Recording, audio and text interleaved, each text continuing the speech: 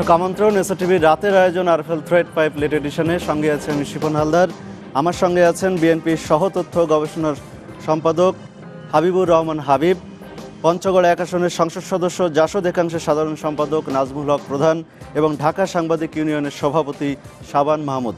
দর্শক, আজকে আলোচনা করব অঙ্গ সহযোগী সংগঠনের রাজনীতি নিয়ে। দর্শক, আজকের বিষয়ে আপনার কোনো মতামত বা প্রশ্ন থাকলে এসএমএস করুন, এলি লিখে আপনার নাম ও মতামত লিখে পাঠিয়ে দিন 16361 নম্বরে, যে কোনো মোবাইল থেকে। প্রথমেই নাজমুল হক প্রধান, আপনার কাছে আসবে। এই যে আওয়ামী লীগ এবং বিএনপির অঙ্গ সহযোগী সংগঠন, আমরা দেখেছি বিএনপির অঙ্গ সহযোগী সংগঠনের সংখ্যা 11টি এবং আওয়ামী লীগের 10টি, এবং বেশিরভাগ অঙ্গ সহযোগী সংগঠন মাঠে নেই, নেতাকর্মী এরাও সরব নয় এবং কেন্দ্রীয় নেতৃত্ব এক কথায় নাই, একমাত্র ছাত্রদল ছাত্রলীগ ছাড়া অন্যান্য যেসব সংগঠন এবং এর বাইরেও কিন্তু ভুঁইফোড় শতাধিক সংগঠন রয়েছে। এগুলা অনেকেই বলছেন যে দলের ভাবমূর্তি হচ্ছে, প্রধান দুই দলের ভাবমূর্তিকে নষ্ট করছে। আপনি কি বললেন? আপনাকে অসংখ্য ধন্যবাদ, দর্শক শ্রোতাকেও ধন্যবাদ। অনেকদিন পরে এলাম টিভিতে। অঙ্গ সংগঠন, অঙ্গ হচ্ছে যেমন ধরেন যে একজন দার্শনিক, সম্ভবত কোতে, আমি ছাত্র জীবনে পড়ছি আর কি, উনি রাষ্ট্রবিজ্ঞানী ছিলেন। উনি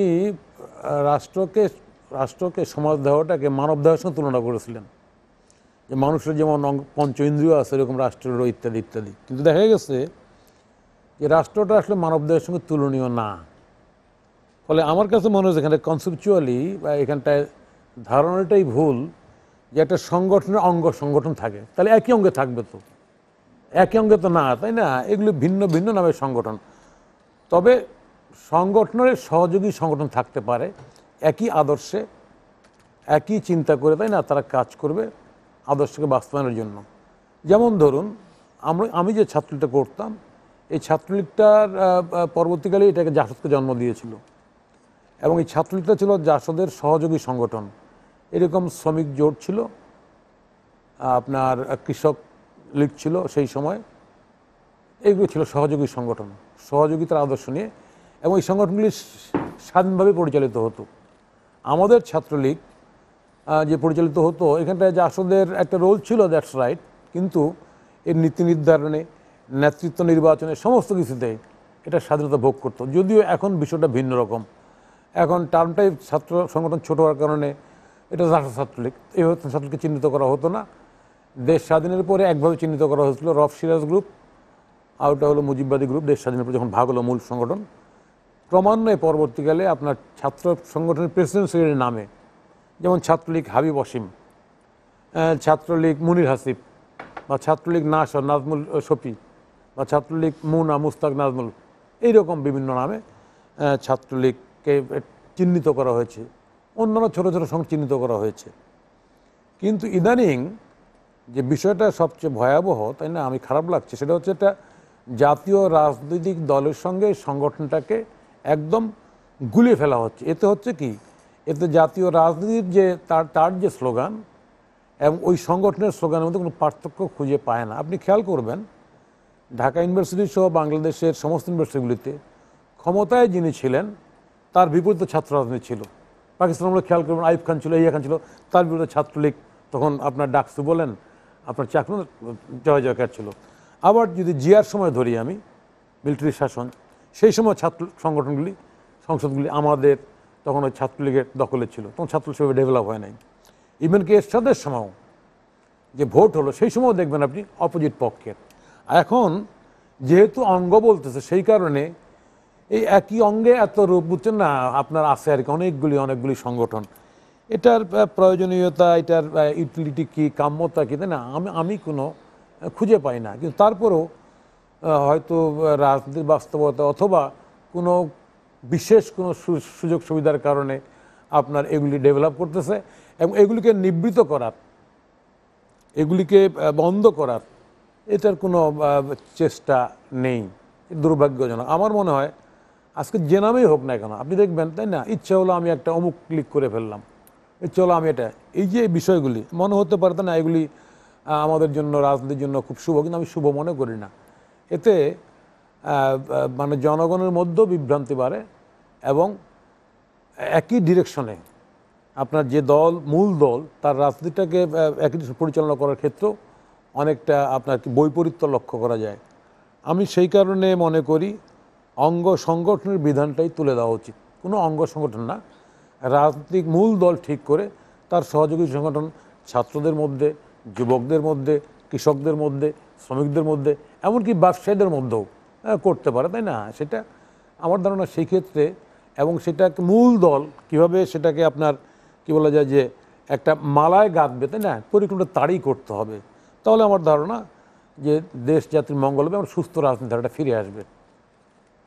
ধন্যবাদ আপনাকে হাবিবুর রহমান হাবিব। এই যে একই অঙ্গে বহুরূপ, এই রূপের মাঝখানে কি আমরা হারিয়ে যাচ্ছি? অর্থাৎ মূল যে অঙ্গ, সেই অঙ্গ কি হারিয়ে যাচ্ছে? আপনাকে ধন্যবাদ, আপনার মাধ্যমে দর্শক শ্রোতাদেরকে ধন্যবাদ।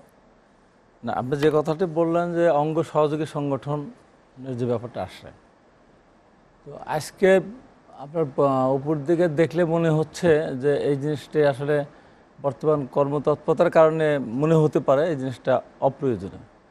কিন্তু একটি রাজনৈতিক দল মূল দলের পাশাপাশি, যেমন ধরেন ছাত্রদল সহযোগী সংগঠন হিসাবে থাকতেই পারে। এখন হয়ে গেছে কি, যেটা একেবারে দলের 100% তার কর্মসূচি বাস্তবায়নের আগেও হয়েছে। যখন পাকিস্তান আমলে যখন ছিল, আওয়ামী লীগ ছিল, ছাত্রলীগ ছিল, সহযোগী সংগঠন, তারা তো মূলত মূল দলের পাশাপাশি নিজেদের ছাত্রদের দাবি দাওয়া নিয়ে তারা সেখানে আন্দোলন সংগ্রাম করতো আর কি। যুবদল মূল দলের পরে যে যুব সংগঠন, একটা মানুষ তখন কেবল ছাত্রদল থেকে বেড়ে আসছে, একবার সে মূল দলে যেতে পারতেছে না, মাঝখানে একটা তার স্টেপ দরকার। যুবদল শ্রমিক যারা, তারা শ্রমিক আন্দোলনে, শ্রমিক এলাকায় তাদের কর্ম তৎপরজন্য শ্রমিক দল একটা থাকতে পারে। তারপরে জাসাস সাংস্কৃতিক সেবীদের জন্য এরকম যে মহিলা দল, মহিলারা তাহলে কোথায় যাবে? তাঁতি দল, ওলামা দল, এরা আপনার কৃষক দল, তারপরে আপনার মৎস্যজীবী দল, এই যে বিভিন্ন ভাগে ভাগ আছে, এইগুলি যে একেবারে অপ্রয়োজনীয় তা না। তাহলে এরা যদি তার নিজের জায়গা থেকে যদি কাজ করে, সেখানে কোনো সমস্যা হয় না। কিন্তু এখন সমস্যা কোন জায়গায় হয়েছে? আজকে সবচেয়ে বড় যে জিনিসটা আমরা দেখতে পাচ্ছি যে বিএনপি ঘরানার এবং আওয়ামী লীগ ঘরানার প্রায় 100টা করে বা 50টা করে এই সমস্ত কিছু কিছু সংগঠন আছে। সেই সংগঠনগুলি কিন্তু প্রেস ক্লাব ভিত্তিক তারা অনুষ্ঠান করে, অনেকগুলি সংগঠন আছে। সেই সংগঠনগুলি করার ক্ষেত্রে কোনো অনুমোদন প্রয়োজন হয় না, যে যেমন একটা করে ফেললে হয়ে যায় আর কি। তো অনেক সময় এই সংগঠনগুলি এরাও আবার কেন করতেছে, এরাও আবার এই যে মূল দলের মানে মূল সংগঠন যেগুলি আছে, যুবদল, ছাত্রদল, স্বেচ্ছাসেবক দল, ঢুকতে পারতেছে না। তারা কোথায় যাবে? তারাও সেখানে নেতৃত্ব বিকাশের জন্য তারা সেই দলগুলি করে বসছেন। হ্যাঁ, এখন এটার মধ্য দিয়ে সমস্যাটা কোন জায়গায়, যে বিএনপিতে যখন একটা পোস্টার ছাপাচ্ছে তারা, তখন দেখা যাচ্ছে যে শহীদ রাষ্ট্রপতি জিয়া রহমান, তারপরে বেগম খালেদা জিয়া, তারেক রহমান, তাদের ছবিগুলি ছোট ছোট, তাদের ছবিটা অনেক বড়, এরকম করে পোস্টারে সেয়ে গেছে আর কি। আওয়ামী লীগের তাই ছবিগুলি, ওই মূল নেতাদের ছবিগুলি ছোট হয়ে যায়, নিজেদের ছবিগুলি বড় হয়ে যায়। এবং এখানে অনেকে আছে ধরেন একটা ঢালাওভাবে, আমি এটা বলবো না, যেমন আমাদের বিএনপিতে কতগুলি সংগঠন আছে যে ওরা নিজেরা এখানে মূল এই সমস্ত দলগুলো ঢুকতে না পারে। যেমন আপনার ওখানে একটা আছে স্বাধীনতা ফোরাম, রহমতুল্লাহ করে, ওরা নিজেদের টাকা পয়সা খরচ করে কিন্তু এরা করে। এটা যে সবাই চাঁদাবাজি করে, এটা কিন্তু আবার প্রত্যেকটা পেশা, যেমন বন্ধু দল, লিটু যেমন করে, এরকম অনেকগুলি সংগঠন আছে, এরা কিন্তু নিজেরা স্বাবলম্বী। জি9 একটা না, জি9 তো অন্য জিনিস। জি9 আমরা একটা কিছু মানুষ, আমরা কিছু কর্মকাণ্ড, এটা আমরা কিন্তু নিজেরা। এবং আমি মনে করি এই জি9-এর কথাতে আমার সরবার সাবান বলল, সবাইকে ধন্যবাদ, এটা জানা দরকার।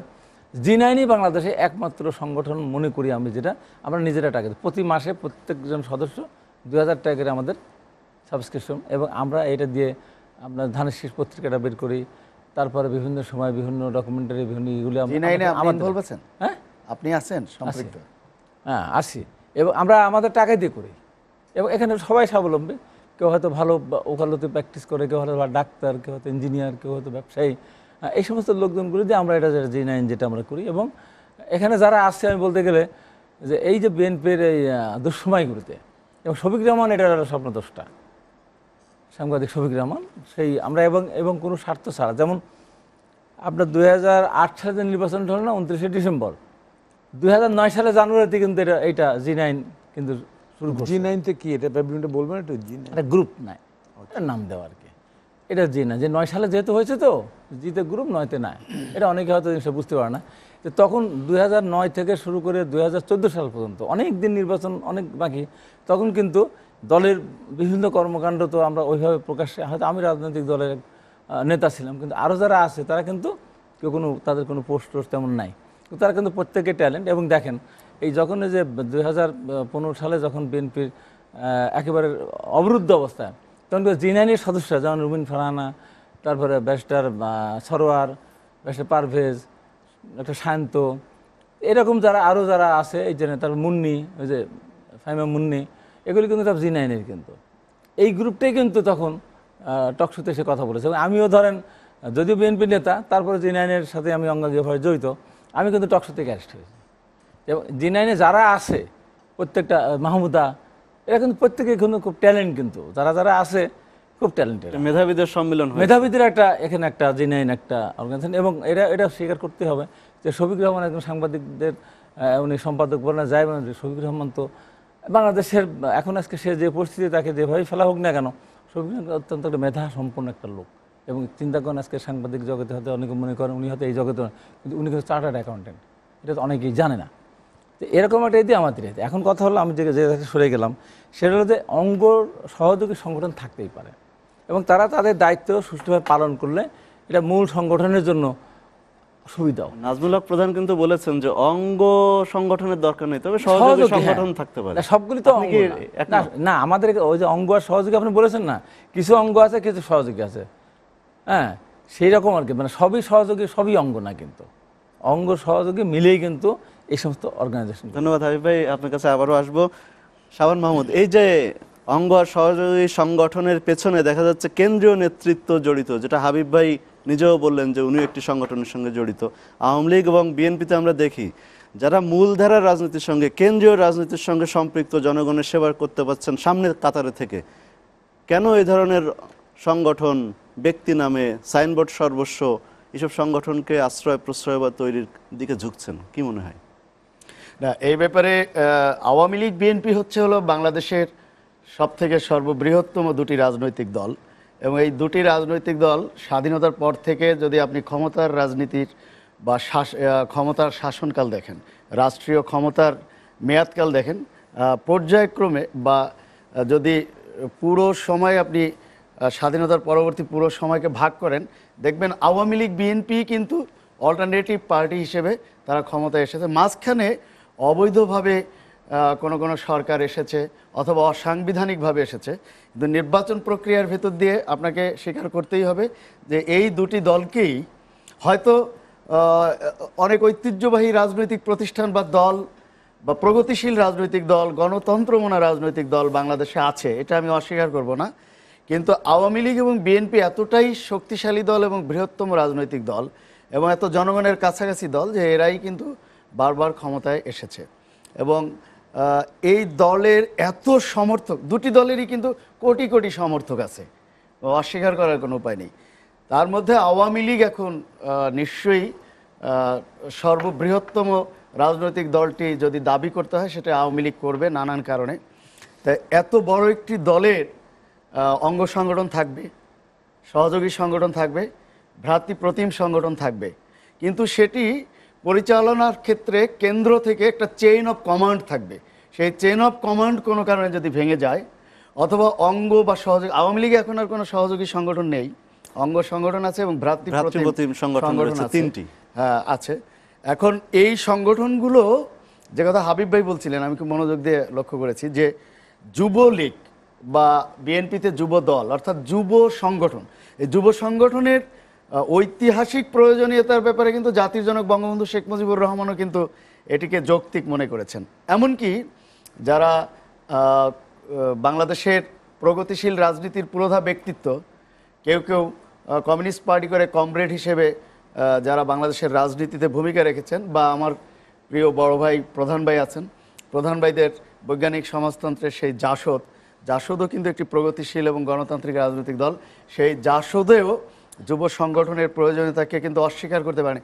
এটি দোষের না, কিন্তু যুব সংগঠন যদি তার যুব সংগঠনের যে একটা মূল থিম থাকে, আমি থিম থেকে ওটাকে অস্বীকার করছি না, তবে শিশু লীগের কেন দরকার? শিশু লীগের কোনো প্রয়োজন এরকম নেই। অনেক আমি ভুইফোঁড় সংগঠন আসছে। আমি খুব মানে কনফিডেন্টলি বলতে পারি যে শিশু লীগের কোনো প্রয়োজন নেই, বঙ্গবন্ধুর নামে বা শেখ মুজিবের নামে শতাধিক সংগঠনের প্রয়োজন নেই, বা জিয়াউর রহমান সাহেবের নামে অর্ধশত সংগঠন। এই জায়গায় আমি একমত। গঠনতান্ত্রিকভাবে যে সংগঠনগুলো অনুমোদিত, সেই সংগঠনগুলো যদি ওই দলের আদর্শের জন্য কাজ করে, তাহলে এই সব সংগঠন, ভুইফোঁড় সংগঠনের কোনো প্রয়োজন হয় না। এবং এই ভুইফোঁড় সংগঠন বা নাম সর্বস্ব সংগঠন বা ব্যানার সর্বস্ব সংগঠন, প্যাড সর্বস্ব সংগঠন, এই সংগঠনগুলো প্রতিটি রাজনৈতিক দলের মূল ধারাকে বিতর্কিত করছে।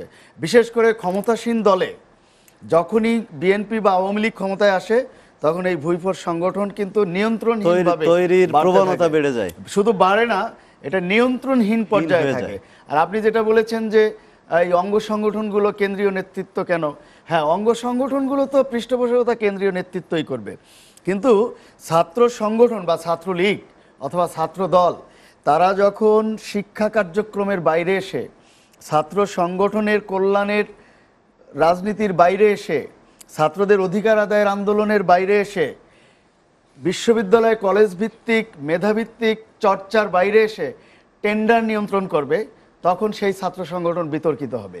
যুব সংগঠনেরও কিন্তু তাদের একটি থিম থাকবে দেশ গড়ার, তারাই হবে মূল কারিগর, মূল শক্তি। তারাই, যুব সমাজই হচ্ছে সারা বিশ্বে সম্পদ হিসেবে বিবেচিত। তরুণরাই দেশ গড়ে এবং তরুণরাই দেশকে এগিয়ে নেয়।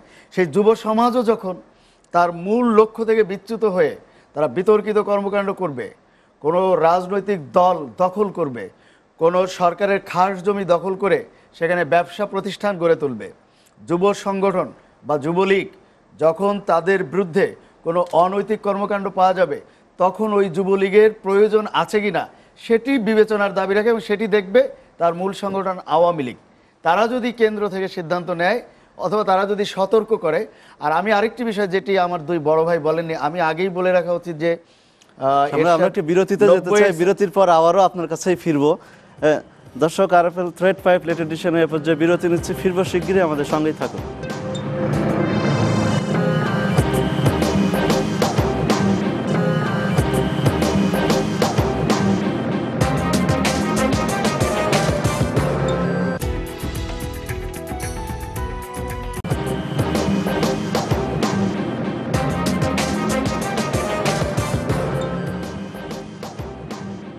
দেখছেন RFL thread pipe late edition, সঙ্গে আছে আমি শিপন হালদার, আমার সঙ্গে আছেন নাজমুল হক প্রধান, হাবিবুর রহমান হাবিব এবং সাংবাদিক শাবান মাহমুদ।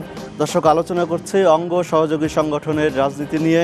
শাবান মাহমুদ, আবারও আপনার কাছে আসবো। এই যে অঙ্গ সহযোগী সংগঠনের পাশাপাশি ভুইফোঁড় সংগঠনের কথাও আপনি বলেছেন, এর যৌক্তিকতা নিয়ে সার্বিকভাবে আপনি বাকি অংশটা যদি বলেন।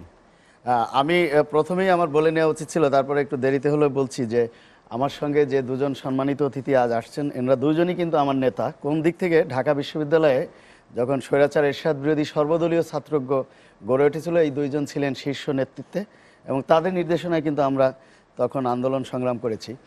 যে কথাই বলছিলাম যে অঙ্গ সংগঠনের ব্যাপারে আমার কোনো দ্বিমত নেই হাবিব ভাই। অঙ্গ সংগঠন থাকবে, গঠনতান্ত্রিকভাবে থাকবে, তবে অঙ্গ সংগঠনের ফাংশন নিয়ে, তাদের কাজ নিয়ে, তাদের সততা নিয়ে, তাদের নৈতিকতা নিয়ে, এই সব বিষয়ে যদি কোনো বিতর্কের সুযোগ হয়, সেই জায়গায় আমি কোনো আপোষ করতে রাজি না।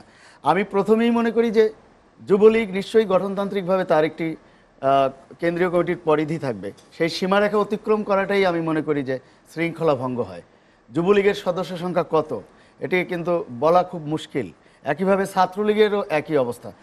হাবিব ভাই যখন ছাত্রলীগের প্রেসিডেন্ট ছিলেন, তখন ছাত্রলীগের ভাইস প্রেসিডেন্ট ছিল মাত্র 11 জন। এখন কিন্তু আমি শুনেছি যে এটি 50 অতিক্রম করেছে। এভাবে একটি কেন্দ্রীয় কমিটি যখন 500 সদস্য বিশিষ্ট বা 5 শতাধিক বিশিষ্ট হয়, তখনই কিন্তু নানান ধরনের অনিয়ম, অব্যবস্থাপনা এবং বিতর্কের তৈরি হয়। আমার বক্তব্য হচ্ছে যে অঙ্গ সংগঠন থাকবে, কিন্তু অঙ্গ সংগঠনের যে কেন্দ্রীয় কমিটির যে গঠনতান্ত্রিক যে বাধ্যবাধকতা রয়েছে তার মধ্যে সীমাবদ্ধ থাকবে এবং তাদের লক্ষ্য উদ্দেশ্য যেভাবে উল্লেখ করা রয়েছে গঠনতন্ত্রে, তার বাইরে তারা আসবে না। কিন্তু ক্ষমতাসীন দলে প্রায়ই এর ব্যত্যয় ঘটে নানান সমীকরণে, এবং ক্ষমতাসীন দলেই আসলে ভুইফোঁড় সংগঠনের সংখ্যা বেড়ে যায়। সেটিও অদৃশ্য অনেক স্বার্থ এখানে জড়িত। আমি নিশ্চয়ই বলবো না যে ছাত্রলীগ, যুবলীগ, ইভেন শ্রমিক লীগ মহিলা আওয়ামী লীগ এদের প্রয়োজন নেই। আমি অবশ্যই জাস্টিফাই করতে চাবো যে তাদের প্রয়োজন রয়েছে, কিন্তু আমি এই জায়গায় বিনয়ের সঙ্গে বলবো যে সৈনিক লীগের মানে প্রয়োজন আছে কিনা এটি বিবেচনার দাবি রাখে।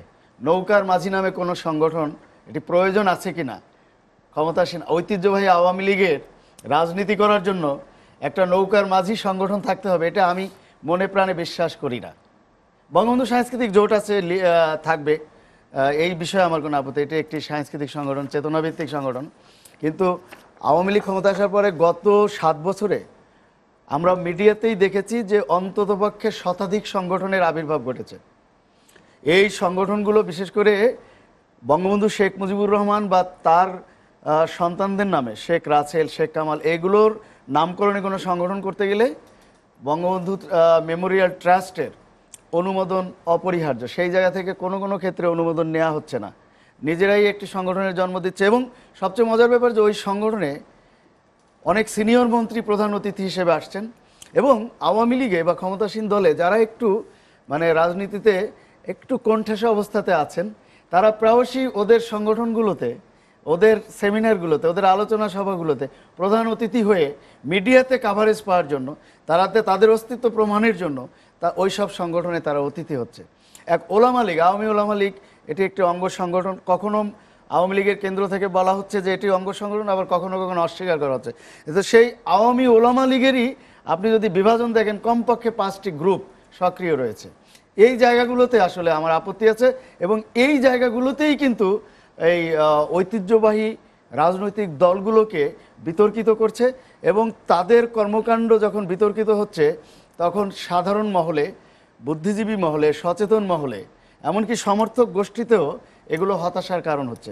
এবং আমি তো মনে করি যে এই সব বিষয়ে ক্ষমতাসীন দলের শুধু একটি সরকার বা গুড গভর্নেন্স দেওয়াটাই যথেষ্ট নয়, তার নিজ দলের কে কি করছে, তার অঙ্গ সংগঠন কে কি ভূমিকা রাখছে, সেই অঙ্গ সংগঠনের কেন্দ্রীয় নেতৃত্ব নির্ধারণের ক্ষেত্রে কোনো মনোনয়ন বাণিজ্য হচ্ছে কিনা, কোনো পদ পদবি বিক্রি হচ্ছে, যেগুলো মিডিয়াতে, আমি কিন্তু নিজের থেকে কিছু বলছি না, এই বিষয়গুলো অবশ্যই দলীয় প্রধান বা কেন্দ্র থেকে তদারকি না করলেই তখন ভুইফোর সংগঠনগুলো আত্মঘাতী মানে রূপ নেয়, এবং সেটি ওই রাজনৈতিক দলের জন্য বড় ধরনের বিপর্যয়ের কারণ হতে পারে বলে আমি মনে করি। ধন্যবাদ শাবান মাহমুদ আপনাকে।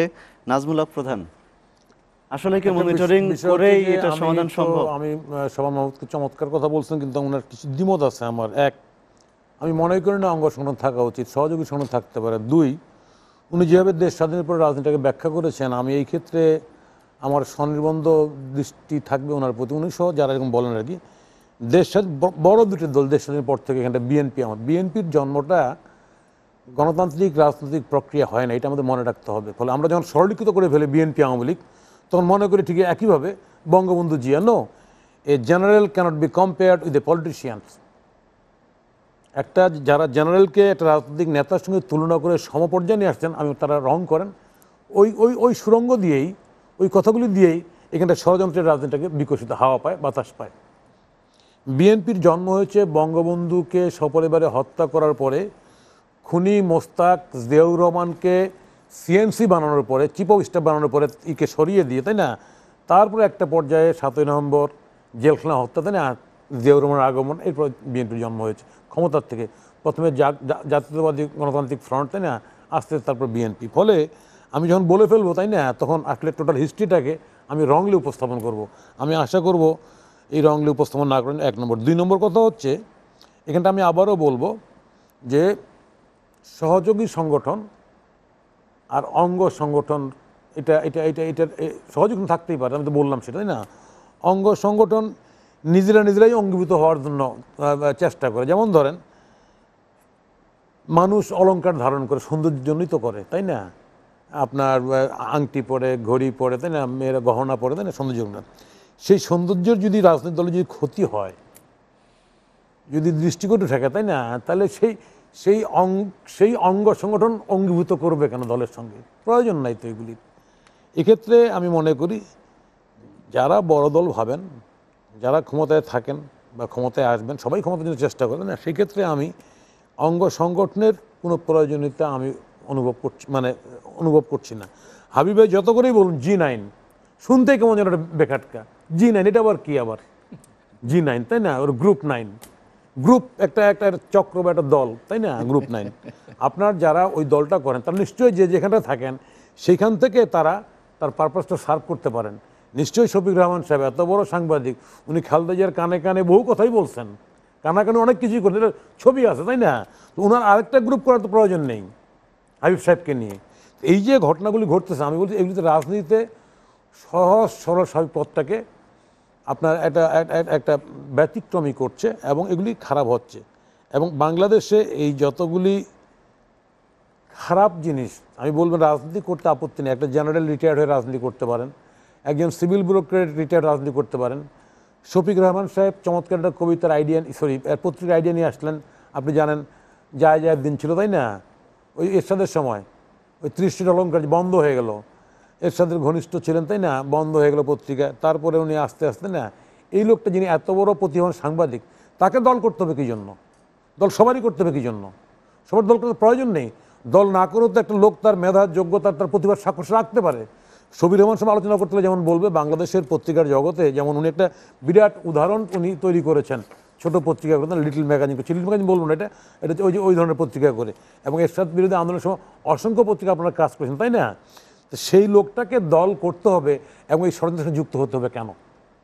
আমি বলতে চাচ্ছি কথাটা, এই যে এরকম টেন্ডেন্সি, এই যে অঙ্গ তৈরি করে, তাই না, এটা আরও একটু রূপ বাড়ানো দলের, এই রূপ বাড়াতে যে ক্ষতি হয়ে যায়। প্রধান ভাই, আমি আপনার কাছে জানতে চাই যে শফিক রহমানের পলিটিক্স করাটা ঠিকই আছে, যে আপনি যেভাবে ব্যাখ্যা দিয়েছেন আমিও একমত, কিন্তু সাবেক বেসরকারি আমলা অথবা সামরিক আমলা, তাদের কি রাজনীতি করাটা যৌক্তিক? আপনি না, আমি তো বললাম রিটায়ার করার পরে সে তো রাজনীতি করতেই পারে, কেন করতে পারে না? একটা লোক তার সরকারি দায়িত্ব পালন করার পরে, তাই না, দায়িত্ব পালন করার পরে এর সাথে রাজনীতি দলে যুক্ত হতেই পারে। এবং গভর্নমেন্টের একটা আইনও আছে বোধহয় আপনার এখানটা, হ্যাঁ, যে ক বছর পরে সে হতে পারবে, তো করতেই পারে। পৃথিবীর সব দেশেই হয়, আপনার রিটায়ার করার পরে, তাই না, আপনার রাজনীতি করতেই পারে। যেমন এই এখন যে আপনার বিজেপির যে হোম মিনিস্টার আছে, আমাদের চেক পোস্ট উদ্বোধন হলো, উনি আর্মির CMC ছিলেন, চিফ অফ স্টাফ ছিল, ওই বিবেক কি যেন, ওই বাংলা বান্ধার চেক পোস্ট উদ্বোধন হলো এই গভর্নমেন্টের আমলে 8ই ডিসেম্বর তারিখে, বুঝছেন না, সেইখানটায় 8ই মার্চ, 8ই ডিসেম্বরে, হ্যাঁ, সেইখানটায় উনি এলেন আর কি। উনি বললেন, মুক্তিযুদ্ধের সময় লেফটেন্যান্ট ছিলেন উনি, মুক্তিযোদ্ধা এসছেন, অংশগ্রহণ করেছেন। আমি রিটায়ার করার পর তো রাজনীতি করতেই পারে, এটা সবার জন্যই অপশন আছে। আমি বিশেষ করে সবাই এই জন্য বললাম যে উনি একটা প্রতিভাবান সাংবাদিক, তো সন্দেহ নেই, তাই না? তো ওনাকে কী জন্য একটা এরকম দলের যেতে হবে, এবং যাওয়ার পরে এই যে গ্রুপ করার কারণে, তাই না, ওই গ্রুপের শিকার হয়ে আজকে ওনার সেই ক্যারিয়ারটাই প্রশ্নের সম্মুখীন হয়ে গেছে। কাছে এই বিষয়টি নিয়ে এটা আপনার যে আজকে আলোচনার যে প্রসঙ্গ ছিল, প্রধান ভাই ইচ্ছা করে এদিকে ওদিকে নিয়ে যাওয়ার চেষ্টা করলেন আর কি। আমরা প্রসঙ্গের ভিতরে থাকছি যে শাবান মাহমুদের সাথে আমি একমত, উনি যে কথাটা বলেছেন এই অঙ্গ সহযোগী সংগঠন নিয়ে। এখানে যে জিনিসটা এখানে মাঝখান দিয়ে শাবানের কথাটা কিন্তু অত্যন্ত চমৎকার হয়ে পড়েছে। বাংলাদেশের বাস্তবতা, আজকে 44 বছরের বাংলাদেশের বাস্তবতা, এর সাথে 9 বছর বাদ দিলে বাদ বাকি কিন্তু বিএনপি আওয়ামী লীগই দেশ পরিচালনা করে আসছে, এটাকে অস্বীকার করার কোনো উপায় নাই। আর প্রধান ভাই যে কথাটি বললেন সেটাতে আমি তীব্র প্রতিবাদ করি, এটা যে জিয়া রহমান বঙ্গবন্ধুর হত্যাকাণ্ডের সময় জড়িত ছিলেন না, খন্দকার মুশতাক ছিল। আওয়ামী লীগের সমস্ত অধিকাংশ এমপি মন্ত্রীরা খন্দকার মুশতাকের মন্ত্রিসভায় ছিল এবং খন্দকার মুশতাকের সাথে তারা একটা পর্দাফুল ছিল। ধরেন 3রা নভেম্বর যদি কোনো পট পরিবর্তন না হতো, খন্দকার মুশতাক যদি কন্টিনিউ করতো, তাহলে কী হতো? তাহলে ওই আওয়ামী লীগের লোক নিয়েই দেশ পরিচালিত হতো। আর জিয়া রহমান সিএনসি ছিলেন না, তার পরের ইয়ারে ডেপুটি সিএনসি ছিলেন, সে কারণে স্বাভাবিক কারণে সে তো সেনাপ্রধান হবেনি। এবং জিয়া রহমান গ্রেপ্তার হয়েছিলেন 7ই নভেম্বরে, তখন তৎকালীন জাসদের নেতৃবৃন্দ সেখানে ক্যান্টনমেন্টের ভিতরে যেভাবে হোক তাদের সেই সময় ওই বিতর্কে যেতে চাচ্ছি না, তারাই তখন বের করে আনার ক্ষেত্রে তাদের অনেক অবদান ছিল, তারা হয়তো অন্য মানসিকতা নিয়ে হয়তো করতেছিলেন, সেটা পারে নাই। একটু স্বীকার করেন এই জায়গায়, আর আমি বলি না বের করছেন, আমি বলছি তো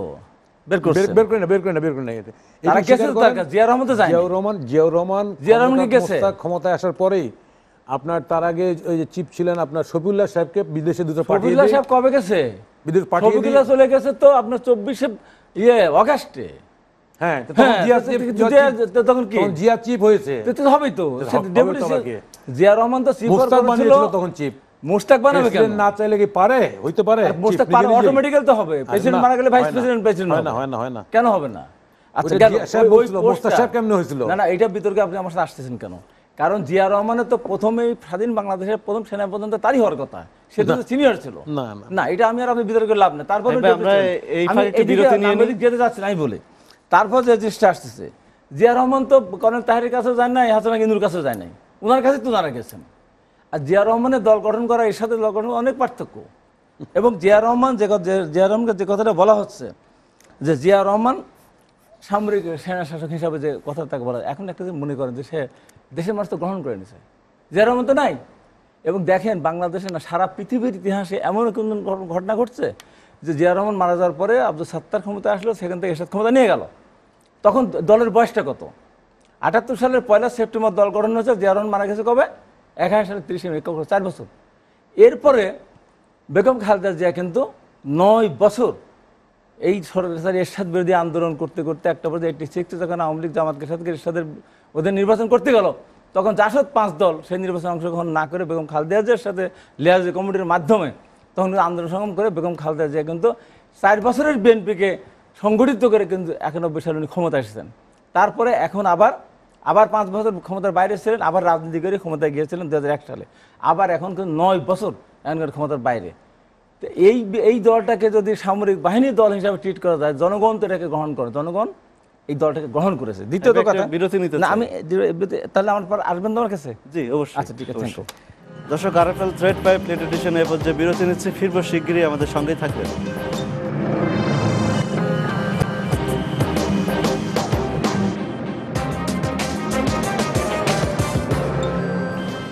দেখছেন RFL thread pipe late edition, সঙ্গে আছে আমি শিপন হালদার, আর আমার সঙ্গে আছেন নাজমুল হক প্রধান, হাবিবুর রহমান হাবিব এবং সাংবাদিক শাবান মাহমুদ। দর্শক, আলোচনা করছে অঙ্গ সহযোগী সংগঠনের রাজনীতি নিয়ে। আলোচনায় যাওয়ার আগে আমরা কয়েকটি SMS পড়ে শোনাতে চাই। কাফি লিখেছেন যে আজকের আলোচ্য বিষয়টি ভালো লেগেছে। মাসুম খায়রুল লিখেছেন নেত্রকোনা থেকে যে বিএনপির যে জাগরণ, সেজন্য দরকার একটি তত্ত্বাবধায়ক অধীনে নির্বাচন। আর কাফি আরও লিখেছেন বঙ্গবন্ধুকে নিয়ে দেশকে যারা ভালোবাসেন তাদের বঙ্গবন্ধুর কাছ থেকেই রাজনীতির বা দেশপ্রেমের শিক্ষা নেওয়া উচিত। ধন্যবাদ আপনাদেরকে SMS করার জন্য। হাবিবুর রহমান হাবিব, আপনার কাছে আসতেছে। এই যে আপনি বলছিলেন বাকি অংশটা যদি হ্যাঁ, বাকি অংশটা বলছি।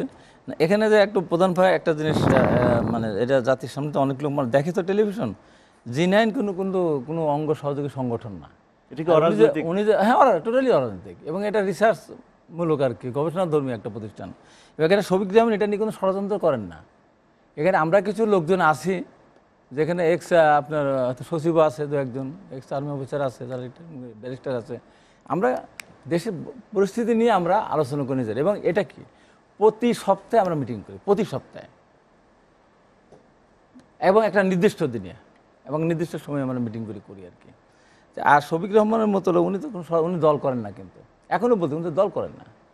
উনি দেশের বর্তমান পরিস্থিতি নিয়ে আমাদের সাথে আলোচনা করে বিএনপির ঘটনার আপনি বলতে পারেন, এটুকু বলতে পারেন যে বিএনপির প্রতি তার সফট কর্নারটা বেশি, এটা থাকতেই পারে, তার ষড়যন্ত্র করেন না। কেন উনি বিএনপি চেয়ারপারসনের উপদেষ্টা না না? না না, অফিসিয়ালি উপদেষ্টা না, অফিসিয়াল উপদেশ না, রেকর্ডেড না। উনি কোনো খাতায় ওনার নাম নাই। এবার ওনাকে করার একটা ইয়ে ছিল, তারপর উনি জেলে যাওয়ার আগে আমরা বলেছি, আমি নিজেও বলেছি, কিন্তু গণমাধ্যম কর্মী হিসেবে আমাদের কাছে কিন্তু তথ্য আছে। না না না না, এটা আমি জেনেই বলছি। আমি কিন্তু সাবান একটা জিনিস জানো, আমি যে জিনিসটা জানি না সেটা কিন্তু বলি না।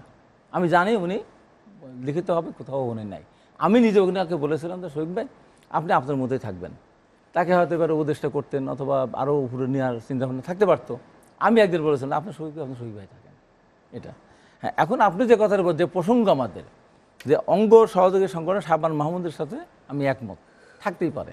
আর মহিলা দল কে করবে, শ্রমিক দল কে করবে, ছাত্রলীগ দল কে করবে, ওলামা দল কে করবে, কৃষক দল কে করবে, তাঁতি দল কে করবে, তো লোক থাকতেই পারে। আর যেগুলি বলছে ভুইফোড়, আমি ওইভাবে বলতে চাচ্ছি না। এগুলি ক্রাইসিস পিরিয়ডে কিন্তু এদের জন্ম হয় আবার অনেক সময়, ক্রাইসিস পিরিয়ড। যেমন আমাদের বিএনপি আমাদের তো এমন অবস্থা এখন যে যুবদল ছাত্রদল তারা তো বাইরে কোনো প্রোগ্রাম করতে পারে না, দেয় না। তারা অনেক সময় দেখা যাচ্ছে তারা ওই প্রেস ক্লাবেও যেতে পারে না, তার সবাই তো মামলার আসামি। তখন এই সংগঠনগুলি দিয়ে এই যে অল কমিউনিটি ফোরাম, এই যে বন্ধুদল বললাম, স্বাধীনতা ফোরাম বললাম, তারপর যে এই সমস্ত সংগঠন আছে, তারা তখন ওই নামে তখন হয়তো কিছু প্রোগ্রাম হয় এবং সেখানে বিএনপির স্থায়ী কমিটির নেতৃবৃন্দ, সাবেক মন্ত্রী বা যারা ছিলেন, তারা সেখানে গিয়ে কিছু কথাবার্তা বলতে পারে, যেটা জাতির সামনে কিন্তু প্রচারিত হয়। এবং ওই জায়গাটাই আমি খারাপভাবে বলবো যে যেটা যদি তারা চাঁদাবাজি করে যদি তারা এই সমস্ত এইগুলি করতে চায়, তখন প্রতিক্রিয়াটা খারাপ হবে। কিন্তু ওরা যে নিজস্ব টাকা দিয়ে করতে পারে, যেহেতু ওরা অন্য জায়গায় অ্যাবজর্বও হতে পারছে না। তারপরেও আমি বলবো, সাবানের সাথে আমি একটা জায়গা আরেকবার আমি একমত পোষণ করবো যে কেন্দ্রীয় কমিটিটা আসলে একটা লিমিটেড সংখ্যা হওয়া উচিত। কেন্দ্রীয় কমিটি যদি বড় হয়, সেখানে সেই কমিটির মর্যাদাও থাকে না, সেই কমিটি কেউ কাউকে চেনে, সবাই সবাইকে চেনেও না। কিন্তু কেন্দ্রীয় কমিটি তা হওয়া উচিত না। আজকে যে কথা, আমি ছাত্রলীগের প্রেসিডেন্ট ছিলাম, আমি প্রত্যেকটা নেতা কর্মীকে আমি চিনতাম, এই আমার ভাইস প্রেসিডেন্ট, আমার জয়েন্ট সেক্রেটারি, আমার এখনও আমি বলতে পারি।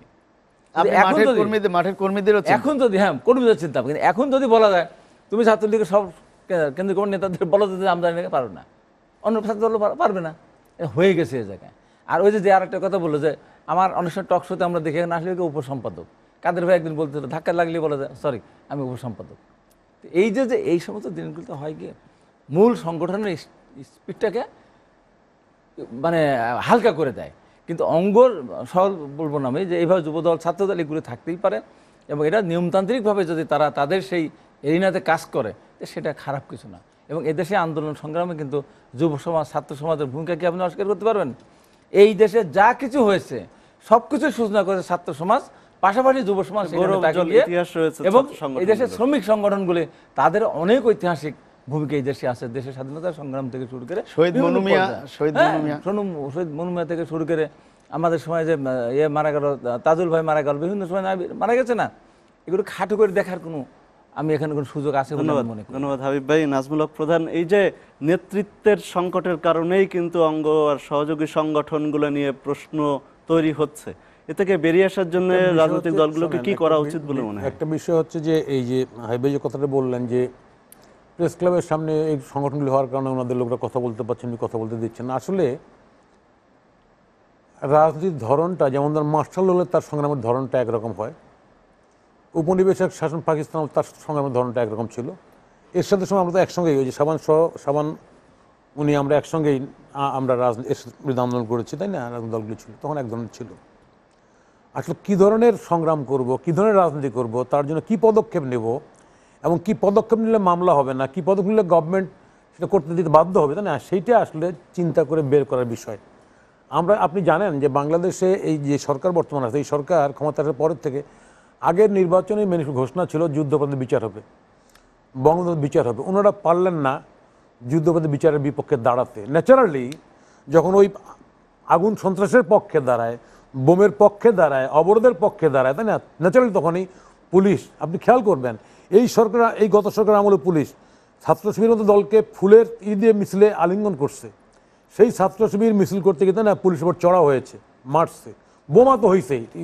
তাহলে আপনি স্বাভাবিক প্রক্রিয়া যদি রাজনীতি না করতে চান, তাই না, ন্যাচারালি দেখেন জিয়ার সময় মার্শালও ছিল, মার্শালের সময় কর্নেল তাহেরকে ধরছে, বিচার হবে, আমরা মিছিল করছি, ধরা পড়ছি 15/17 MLR martial regulation 19 MLR possession with firearms case দিয়ে দিচ্ছে।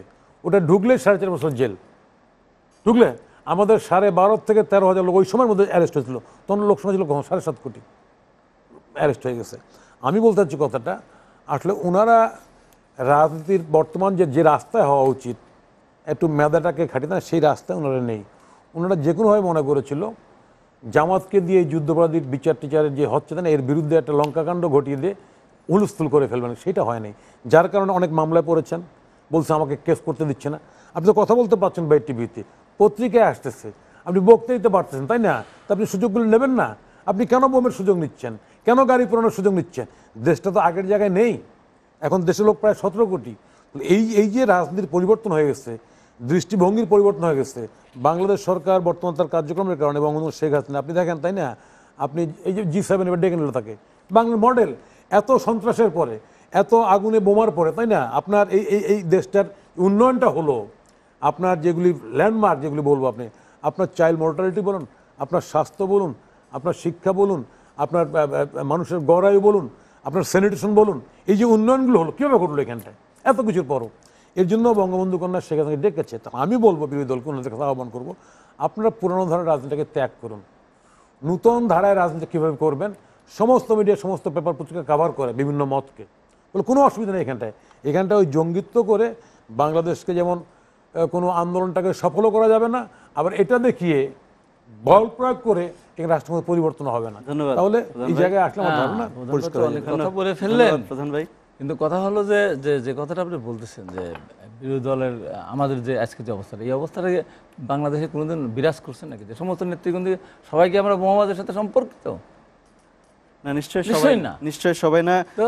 শাবান মাহমুদ, একটু শেষ বেলাতেও আমরা এই ভুইফোড় সংগঠনগুলা নিয়েই আমরা বলবো, এটা কি দলগুলাকে এগিয়ে আসতে হবে এগুলোর বিরুদ্ধে, নাকি নির্বাচন কমিশনকেও এগিয়ে আসতে হবে, প্রশাসনকে এগিয়ে আসতে হবে? তো সর্বস্তরে সবাইকে এগিয়ে আসা দরকার কিনা? আমি আপনার প্রশ্নের জবাবে যাব, তবে তার আগে আমি জাসদের জেনারেল সেক্রেটারি সাধারণ সম্পাদক একাংশ প্রধান ভাই যে কথাটা মাননীয় প্রধানমন্ত্রীকে ঘিরে বলছিলেন যে G7-এ অংশগ্রহণ সম্প্রতি জাপানে, ওই জায়গায় আমি একটু সাপ্লিমেন্ট করতে চাই যে প্রধান ভাই খুবই চমৎকার বিশ্লেষণ করেছেন। G7-এ প্রধানমন্ত্রীকে আমন্ত্রণ এবং প্রধানমন্ত্রী সেখানে যে মূল বক্তব্য উপস্থাপন করেছেন তার ভেতর দিয়ে তিনি এখন আর শুধুমাত্র, অবশ্যই তিনি এই দেশের প্রধানমন্ত্রী, কিন্তু তার চিন্তা চেতনা এটি আর এখন শুধু এই দেশের মধ্যে সীমাবদ্ধ নেই। তিনি বিশ্ব নেতার ভূমিকায় চলে গেছেন এবং এক অনন্য উচ্চতায় চলে গেছেন। এবং তিনি যে বক্তব্যটি দিয়েছেন তার শিরোনাম ছিল ক্ষুধা ও দারিদ্র্যমুক্ত বিশ্বের অন্বেষণে। তিনি বাংলাদেশকে ক্ষুধা ও দারিদ্র্যমুক্ত হিসেবে উপস্থাপন করতে চাননি, ইভেন দক্ষিণ এশিয়াও না, বিশ্বের অন্বেষণে। এবং তার বক্তব্যটি তথ্য নির্ভর ছিল যে দক্ষিণ এশিয়ায় কত লোক অনাহারে থাকে, বিশ্বের অন্যান্য দেশে, উন্নত দেশে, অনুন্নত দেশে, মধ্যম আয়ের দেশে। ওনার প্রশ্ন ছিল যে কেন একজন লোকও অনাহারে থাকবে, কষ্টে থাকবে, না খেয়ে থাকবে। উনি যেভাবে নিজেকে উপস্থাপন করেছেন বাংলাদেশের প্রধানমন্ত্রী হিসেবে, এটি শুধু বাংলাদেশের গৌরব অর্জন হয়েছে আমি মনে করি না। এর ভেতর দিয়ে G7 যদি ভবিষ্যতে G8-এ রূপান্তরিত হয়, রিয়েলি আমি কিন্তু অবাক হব না। এমন পারফরমেন্স মাননীয় প্রধানমন্ত্রী শো করেছেন। তবে আজকের যেহেতু মূল সাবজেক্ট এই আপনার ভুইফোড় সংগঠন নিয়ে, অঙ্গ সংগঠন নিয়ে, আপনি আমার কাছে জানতে চেয়েছেন যে ভুইফোড় সংগঠনের ব্যাপারে নির্বাচন কমিশন বা সরকারের প্রশাসনের কোনো দায়িত্ব রয়েছে কিনা বা ভূমিকা থাকতে পারে কিনা। সেক্ষেত্রে আমি এক বাক্যে বলবো যে না, কারণ ভুইফোড় সংগঠন তো নির্বাচন কমিশনের কোনো নিবন্ধিত রাজনৈতিক দল না যে এখানে নির্বাচন কমিশন কোনো সিদ্ধান্ত নেবে। কোনো রাজনৈতিক দল হলে কিন্তু নিবন্ধিত হতে হবে, একটু বাধ্যবাধকতা রয়েছে। আর প্রশাসনও ভুইফোড় সংগঠনের ব্যাপারে কোনো ইনিশিয়েটিভ নিতে পারেন না। ভুইফোড় সংগঠনের নামে যদি কেউ কোনো অনৈতিক কাজ করে, বিতর্কিত কর্মকাণ্ড করে অথবা চাঁদাবাজি করে, যেটা হাবিব ভাই বলছিলেন, তখন সেই দল যে আদর্শের ভুইফোড় সংগঠন এটি, সেই দল তার বিরুদ্ধে ব্যবস্থা নিতে পারে। হ্যাঁ, আমি আপনার সঙ্গে একমত যে অবশ্যই সেটি আওয়ামী লীগ হোক, বিএনপি হোক, জাসদ হোক, বাসদ হোক, কমিউনিস্ট পার্টি হোক, তারা অঙ্গ সংগঠন, সহযোগী সংগঠন, তারা কম বেশি বিতর্কে জড়ালেও তাদের অস্তিত্বকে অস্বীকার করার সুযোগ নেই গঠনতান্ত্রিকভাবেই। কিন্তু এই ভুইফোড় সংগঠনগুলো সুবিধাবাদী রাজনৈতিক দল, এই ভুইফোড় সংগঠনগুলো প্রত্যেকটা রাজনৈতিক দলকে বিতর্কিত করছে। এই ভুইফোড় সংগঠনের ব্যাপারে প্রতিটি রাজনৈতিক দলের আমার মনে হয় খুব কঠোর অবস্থানে থাকা উচিত। ধন্যবাদ। আর এই অঙ্গ সংগঠন সম্পর্কে আমি এই বলে শেষ করব যে এই অঙ্গ সংগঠনগুলো, আমি এখানে একটু বিনয়ের সঙ্গে প্রধান ভাই বারবার বলেছে দরকার নেই, আমি আবারও বলবো যে এটির এটি বিরাজমান থাকার ব্যাপারে বা বিদ্যমান থাকার ব্যাপারে, সক্রিয় থাকার ব্যাপারে আমার কোনো দ্বিমত নেই। তবে এই সংগঠনগুলোকে অবশ্যই তার যে রাজনৈতিক দল তিনি ধারণ করেন, তার মূল নেতার যে আদর্শ, সেই আদর্শকে ধারণ করে ত্যাগের ভিতর দিয়ে, সততার ভিতর দিয়ে। এখন একসময় আমরা ছাত্রলীগের কেন্দ্রীয় নেতা ছিলাম, আমরা যখন মফস্বল শহরে আমরা যখন সফরে গেছি, ওবায়দুল কাদের ভাই আমাদের দায়িত্বে ছিলেন, মাত্র 1000 টাকা দিয়েছেন আমাদের খরচ, আমরা খুশি হয়ে গেছি। এখন আমি শুনেছি কেন্দ্রীয় ছাত্র নেতাদের আগে বিমানের টিকিট দিতে হয় তৃণমূলে সফর করার জন্য। না, বিমান কেন, আর কয়েকদিন পর হেলিকপ্টার না দিলে এই যে বিষয়, আমাদের শেষ করতে হবে, দর্শক। আদর্শের ভিত্তিতে এই অঙ্গ সংগঠন। দর্শক, আমাদের সঙ্গে এতক্ষণ হাবিবুর রহমান হাবিব, নাজমুল হক প্রধান এবং শাবান মাহমুদ অঙ্গ সহযোগী সংগঠনের রাজনীতি নিয়ে এতক্ষণ আলোচনা করলেন। আপনাদের সবাইকে আমাদের স্টুডিওতে আসার জন্য, আলোচনা অংশগ্রহণের জন্য অসংখ্য ধন্যবাদ। দর্শক, RFL thread pipe late edition আজ এই পর্যন্ত। অনুষ্ঠানটি পুনঃপ্রচার হয় সকাল 9টায়। দেখার আমন্ত্রণ রইল। সবাই ভালো থাকবেন, নিরাপদে থাকবেন।